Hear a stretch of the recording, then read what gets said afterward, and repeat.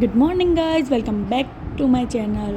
તો ફાઇનલી આજે લગ્ન હતા એટલે આજે સવારમાં છોકરાઓની એક્ઝામ હતી એટલે તૈયાર થઈને પહેલાં તો છોકરાઓને સ્કૂલે મૂકવા માટે નીકળી ગયા હતા અને ત્યાં તો પછી છોકરાઓને સ્કૂલે મૂકી અને હું આવી ગઈ હતી ખમણ હાઉસમાં નાસ્તો લેવા માટે. ખમણ લીધા, નાસ્તો લીધો અને પહોંચી ગઈ સીધી ઘરે. ઘરે આવતાની સાથે મયંકે અહીંયા આપણા માટે ચા મૂકેલી હતી અને અહીંયા મયંકે પછી ખમણ પણ વઘારી લીધા.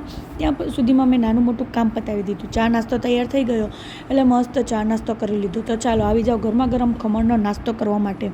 ત્યાં તો પછી થોડું ઘણું બધું જ ઘરનું કામ પતાવીને હું પણ સરસ મજાની સાડી પહેરીને તૈયાર થઈ ગઈ હતી. તો સાડી કેવી લાગે છે કમેન્ટ કરજો. અને પછી પાછા અમે છોકરાઓને લઈ આવેલા હતા અને છોકરાઓને પણ સ્કૂલેથી વહેલા લઈ આવ્યા અને બધા જ પાછા અમારો રથ લઈને નીકળી પડ્યા મેરેજમાં જવા માટે. થોડીક વાર થઈ ત્યાં તો આપણે પણ પહોંચી ગયા હતા અને હજુ સુધી ત્યાં તો વરઘોડો આવેલો નહોતો એટલે બધા અમે વરઘોડાની વેઇટ કરતા હતા. થોડીક વાર રાહ જોઈ અને ત્યાં તો પણ પછી વરઘોડો પણ આવી ગયો હતો, ઘોડી પણ આવી ગઈ હતી એટલે બધાએ પાછા ચાલુ કરી દીધા હતા રાસ ગરબા, એટલે કે ગરબા ગાવાનું સ્ટાર્ટ કરી લીધું. ગરબા વગર તો આપણે ગુજરાતીઓનો કોઈ પણ ફંક્શન અધૂરો જ છે, એના વગર તો ન જ ચાલે. ત્યાં તો આપણે થઈ ગઈ હતી દુલ્હનની એન્ટ્રી, એટલે દુલ્હન પણ સરસ મજાની રેડી થઈને આવી ગઈ હતી. વરરાજાના દુલ્હનને બંનેને સાથે લઈને આપણે વરઘોડો કાઢવાનો હતો અને પછી ત્યાં હોલ પણ રાખેલો હતો એટલે આપણે નાચતા કૂદતા હોલ પાસે જવાનું હતું. અને પછી બધા અહીંયા નાચવાનું ચાલુ કરી દીધું હતું. નાચતા કૂદતા બધા વરઘોડાની સાથે પહોંચી ગયા સીધા આપણે હોલમાં. અહીંયા બધા એટલા બધા થાકી ગયા હતા. અહીંયા નાસ્તો પણ રાખેલો હતો એટલે બધા જ લાગી ગયા હતા નાસ્તો કરવા માટે. તો ચાલો આવી જાઓ નાસ્તો કરવા માટે.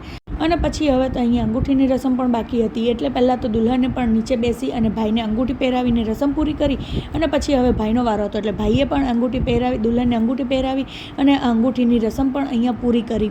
તો આજે કોમેન્ટમાં કોંગ્રેચ્યુલેશન. પછી તો આવી ગયા હતા બંને વેવાઈઓની વારી, એટલે બંને મહારાજે બંને વેવાઈને સામસામે બેસાડી અને એમની પાસે પણ અહીંયા રસમ કરાવી. પછી તો અહીંયા જમવાનો પણ ટાઈમ થઈ ગયો હતો એટલે સરસ મજાનું ગરમા ગરમ પણ જમવાનું તૈયાર થઈ ગયું હતું. અને આજે તો મારું ફેવરેટ હતું જમવાનું, કે મસ્ત મજાની કટલેસ અને સરસ મજાનો ગાજરનો મીઠો મીઠો હલવો. તો આવી જાઓ જમવા માટે. અને અહીંયા જ્યાં અમે જમતા હતા ત્યાં તો પછી અહીંયા દુલ્હા દુલ્હન બંને જણા ફેરા ફરતા હતા અને અહીંયા ભાઈ બહેનો બધા જ દુલ્હા દુલ્હન સાથે મસ્તી કરતાં કરતાં ફેરા ફેરવતા હતા. ફાઇનલી ફેરા પણ ફેરવાઈ ગયા હતા અને આવી ગયો હતો ટાઈમ મંગલસૂત્ર પહેરવાનો. તો ઓર ઇસી કે સાથ એક બકરા ઓર હલાલ. ફાઇનલી મેરેજ પૂર્ણ થઈ ગયા હતા અને વારો આવી ગયો હતો બીજી રસમનો, કે જ્યાં દુલ્હને કંસાર ખવડાવી, એટલે કે દુલ્હન કાકીજીનો પલ્લું પકડે અને એની પાસેથી પૈસા લેવાનો. એટલે કાકીજીએ પણ એનો સાડીનો પલ્લું છોડાવવા માટે કાકીજીએ પણ એને પૈસા આપવાના જ. એટલે એ દુલ્હનને પૈસા આપી દીધા અને પછી અહીંયા કંસાર ખવડાવ્યો એટલે પાણી પીવાનું તો બને જ. એટલે ભાઈએ પણ દુલ્હનને અહીંયા પાણી પીવડાવી લીધું. ત્યાં તો જો બીજી બાજુ અહીંયા જો આજકાલના છોકરાઓ જ્યાં જમવામાં પણ એ લોકોને મોબાઈલ જોઈએ એટલે એની છોકરાની મમ્મી એને બધું જમવાનું અહીંયા સોફા ઉપર જ આપતી હતી અને છોકરો શાંતિથી બેસીને મોબાઈલ જોતા ખાતો હતો. ત્યાં તો થઈ ગયો હતો ઘરે જવાનો ટાઈમ અને ત્યાં તો અમારા કાકા બધાને પૈસા વેચતા હતા, મને, મારા ભાણિયાઓને બધાને. આ કાકા તો હું કેટલા ટાઈમ પછી આ કાકાને મળેલી હતી અને પછી કાકા પૈસા આપતા હતા તો કાકાને અમે બહુ બધી ના પાડી, બહુ જ વાર ના પાડી કે કાકા હવે તો અમે મોટા થઈ ગયા, અમને ના હોય. પણ કાકા માને ખરા. કાકાએ અમને બધાને પૈસા આપીને જ માન્યા. થોડીક વાર થઈ ત્યાં તો અમે અમારો રથ લઈને નીકળી ગયા હતા ઘરે જવા માટે. બટ તમે મૂંઝાતા નહીં, તમારા માટે તો અહીંયા એન્ટરટેનમેન્ટ અને રીતિ રિવાજ ચાલુ જ રહેવાના છે, તો બી કન્ટિન્યુ.